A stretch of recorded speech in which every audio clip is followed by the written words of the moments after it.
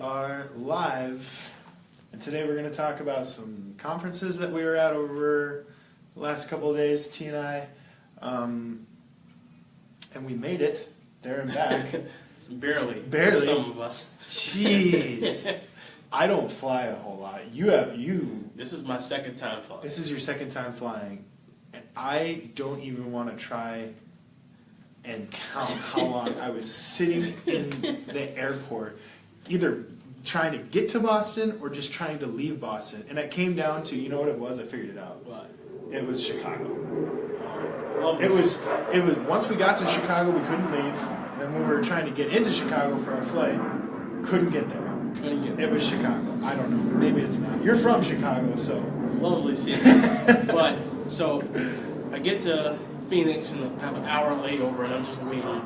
And so I see the direction where I know my gate is. So it's like 89 and I'm at 83.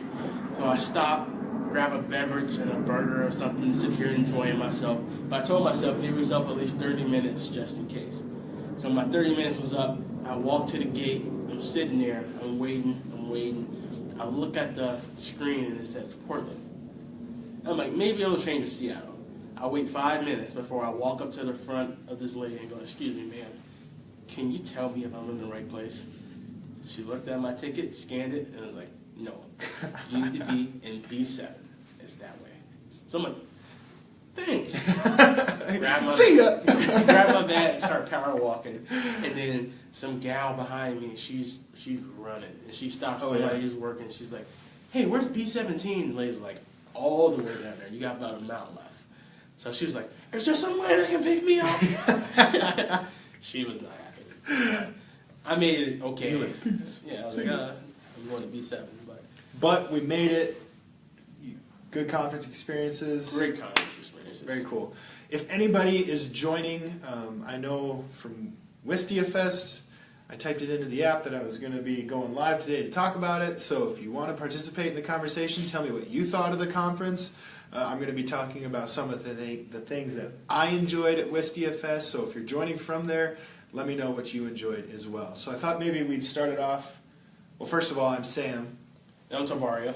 And I thought we'd start it off by maybe just telling everybody what conferences we went to, what they were about, the names of them, why we went. Yeah, and I'll start off. I went to SMX Advanced, which is the Search Marketing Expo. It was out in Seattle this year, and I went to learn a little bit more about SEM and SEO specifically. It was really an advanced conference, I'll say, because I picked up a lot of great tips and stuff to bring back, but there were some things that I saw, I was like, okay, I am not there yet, but I'll write it down because I know that's where I want to be. Yeah. And the conference that I attended was WistiaFest in Boston, Massachusetts. I was there for a couple of days. And the focus of WistiaFest was really to bring together video marketers, both video production, or people involved with video production, and then people kind of like us on the distribution end, the strategic distribution to make sure people see those videos. I thought it was great. I thought there was a lot of information. I wrote down, I probably took 20 pages of notes.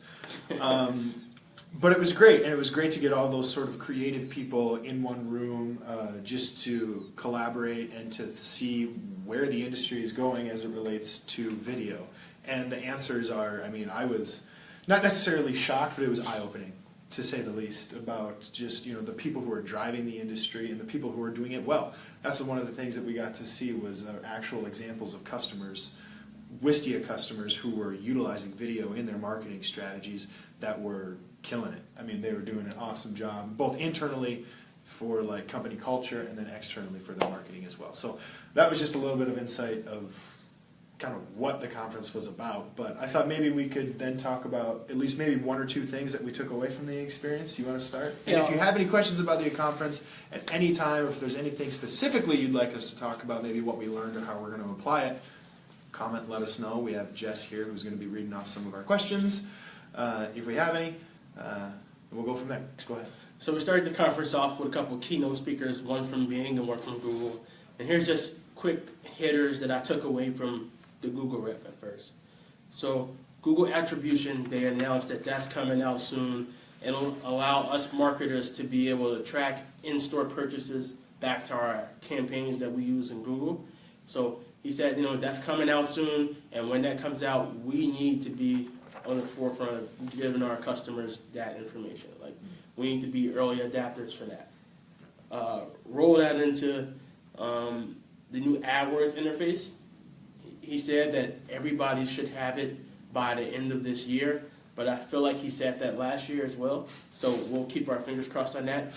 But there was a lot of pushback for the new AdWords interface. A lot of people said that they didn't like it. It was too much for them. And what he reiterated was that, just keep slowly learning how to do it, because it offers you some things that the old AdWords interface doesn't. With the new AdWords interface, you'll be able to do call bid adjustments and promotion extensions. With call bid adjustments, if your business is heavily driven on phone calls and you see that you're getting calls from a certain area, you can definitely bid more on the area to get those phone calls keep rolling in. So that's some of the things I learned from Google. And Bing, they're focusing heavily on voice search. I wrote a blog on how to get your website SEO ready for voice search a while ago. I'm not going to have just put it in the comments because I just sprung it on her. But one of the interesting statistics that came across was that by 2020, 50% of all searches are going to be done by voice. But those are just some of the few quick hitters I took away from SMX Advanced. I'll probably be writing a blog about it to give you the full details. But Sam, what did you enjoy from Wistia? So from WistiaFest, first of all, there was a ton of things that I thought were really great, both for people who are in the production side. So if you want to get behind a camera and start producing videos for your agency, your business, for personal, the answer is, you should. That's basically what it boils down to. But there were two things that I really want to point out that I thought were spot on, perfect. One was the breakout session I went to.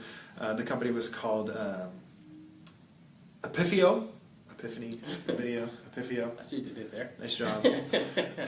But they broke out 10 types of video for content marketing that you should use in your marketing to strategically target based on your customer's place in the sales funnel.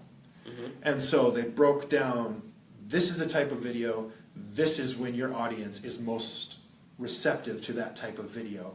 And what you found out is that as you go down the funnel, more specific and more, like actual product or service type videos and different styles of video are going to work better than others. For instance, a demand generator, like a brand video, a social media video, those are going to be top of the funnel. Awareness, so people who aren't necessarily aware of your brand, that's where a brand video or a social media type post with video content is going to perform better.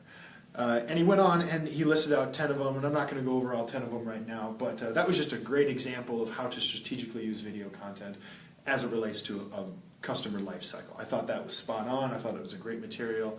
And same thing as T, I'll probably be writing or producing some material based on that information as well. So keep your eyes open for that. That should be coming soon. The other person that I have to call out is Ross Simmons. He was one of the keynote speakers, and he spoke specifically about content marketing and places where you should be distributing your content.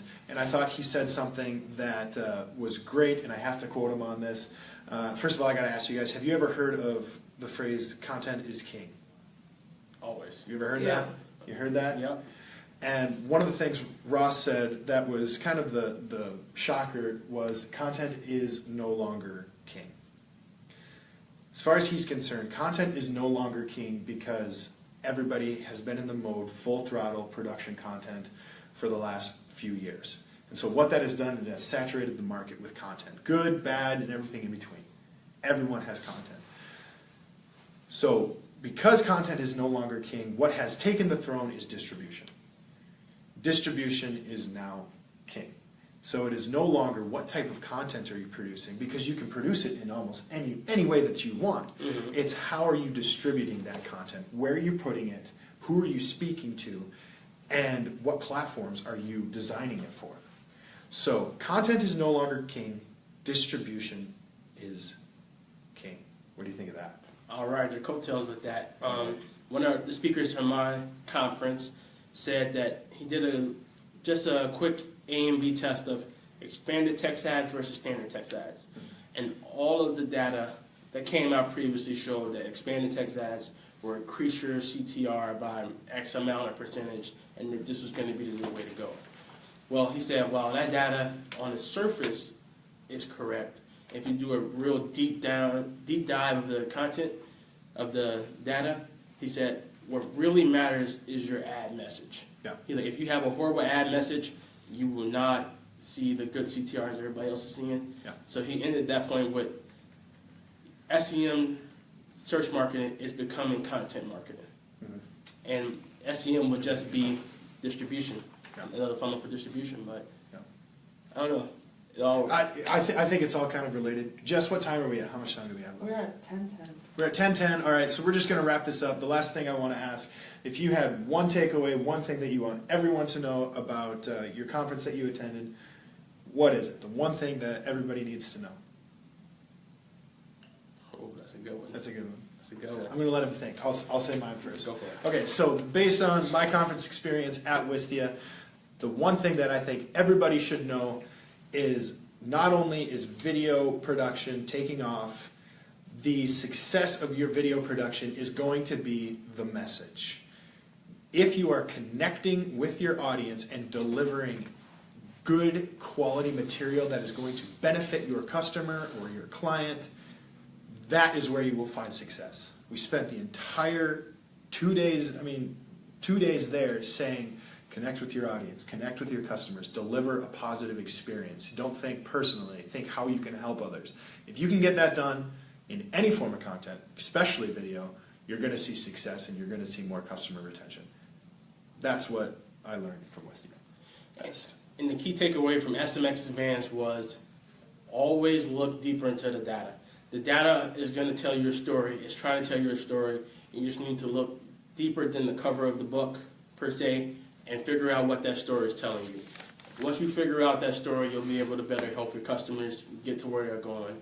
And if they get to where they're going, we get to where we're going and become better marketers. Yep. So just look deeper, look for contextual clues.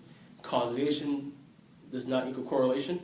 Ooh, you lost me. That's too deep. Write a blog about it. I write a blog about it.